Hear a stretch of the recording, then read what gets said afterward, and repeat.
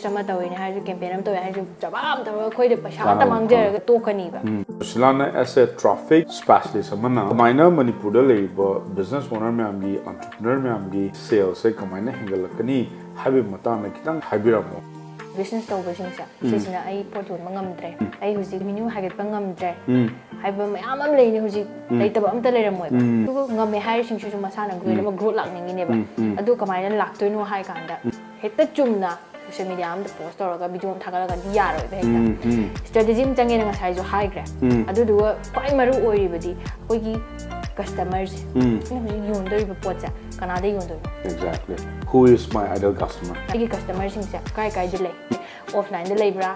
online de lei bra hai bi mu lak to ne ba manipur si gi oina di ko big panina koi yamna big state ama oi banina offline to biu online to biu am ta miss to bi ga no hai tare